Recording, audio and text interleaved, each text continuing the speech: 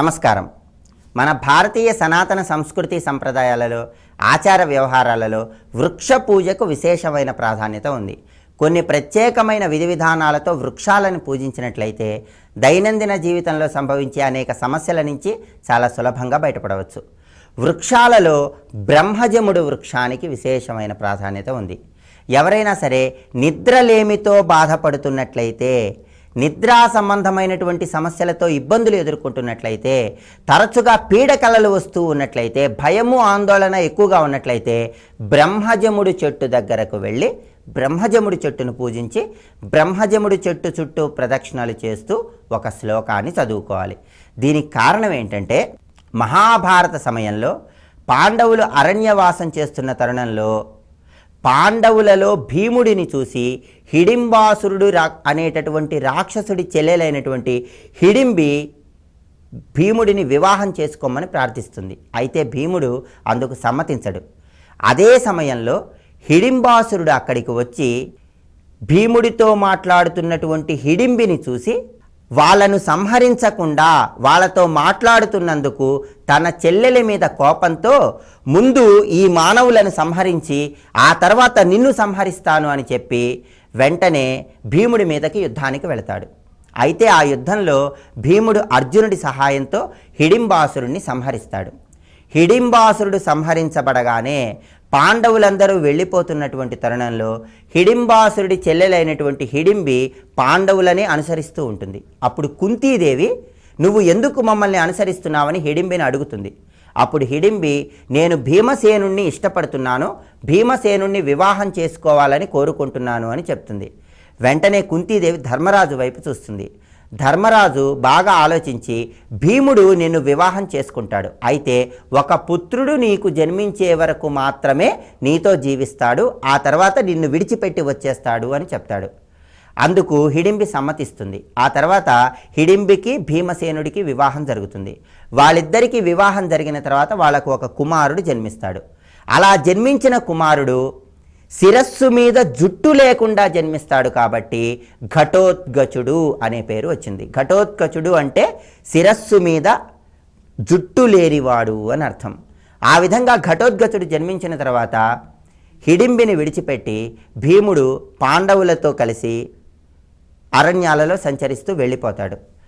కొంతకాలానికి కౌరవ పాండవ సంగ్రామం జరుగుతున్నటువంటి సమయంలో పాండవులు విజయం సాధించాలనేటటువంటి ఉద్దేశంతో హిడింబి ఒక గుహలో కూర్చొని అద్భుతమైనటువంటి తపస్సును ఆచరిస్తుంది.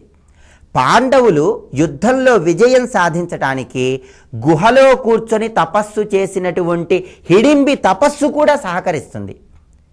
పాండవులు యుద్ధంలో విజయం సాధించిన తర్వాత కుంతీదేవి గుహలో తపస్సు చేసుకుంటున్నటువంటి హిడింబి దగ్గరకు వచ్చి, నీ తపస్సు ఫలించింది, మేం విజయం సాధించాము అని చెప్తుంది.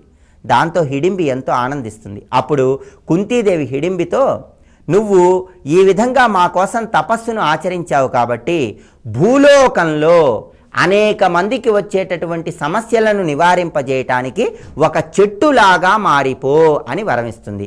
ఆ విధంగా చెట్టులాగా మారిపోయి ఎవరైనా సరే నిద్రా సంబంధమైనటువంటి సమస్యలతో బాధపడుతూ ఉన్నట్లయితే ఆ సమస్యలను తొలగింపజేయి. అలాగే ఎవరి గృహంలో అయినా సరే అకస్మాత్తుగా ఎవరైనా మరణించబడినప్పుడు ఆ గృహంలో ఉన్న వాళ్ళకి ఎటువంటి ప్రమాదాలు సంభవించకుండా ఉండటానికి కూడా నువ్వు ఒక చెట్టులాగా మారిపో అని కుంతీదేవి హిడింబికి వరమిస్తుంది. అలా కుంతీదేవి ఆదేశానుసారం హిడింబి ఒక చెట్టులోకి మారిపోయింది, ఒక చెట్టులాగా మారిపోయింది. ఆ చెట్టే బ్రహ్మజముడు చెట్టు అని పురాణాల్లో వర్ణించడం జరిగింది.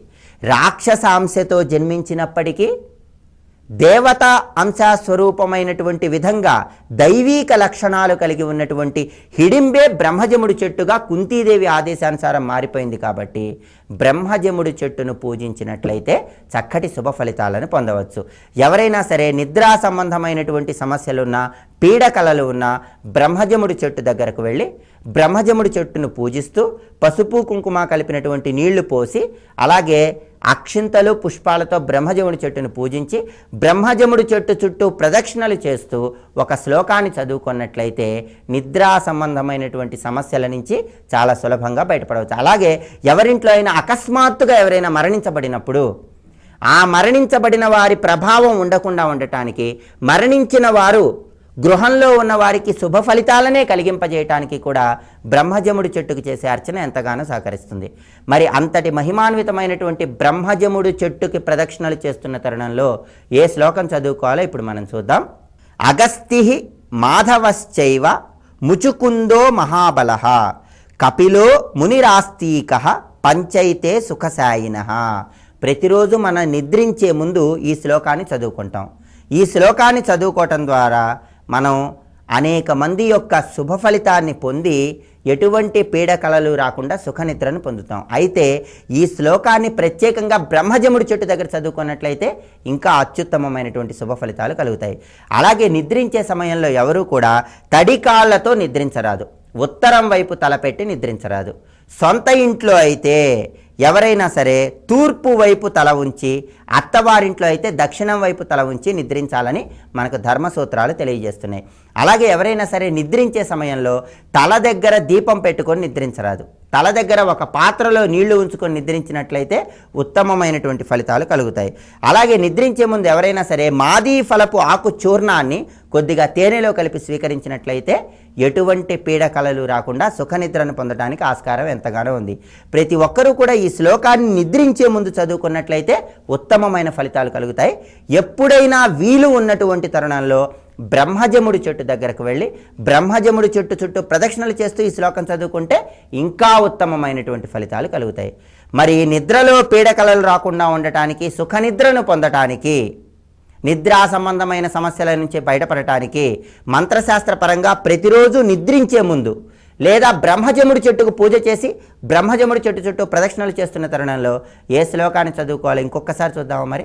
అగస్తి మాధవశ్చైవ ముచుకుందో మహాబలః కపిలో మునిరాస్తీకః పంచైతే సుఖశాయినః. శ్లోకం చదువుకోండి, నిద్రా సంబంధమైన సమస్యల నుంచి సులభంగా బయటపడండి. ఇప్పుడు శుభదినం అనే అంశంలో ఈనాటి విశేషం ఏంటో, ఈనాడు ముఖ్యంగా ఆచరించవలసిన విధి విధానాలు ఏంటో పరిశీలిద్దాం. సర్వే జనాః సుఖినో భవంతు.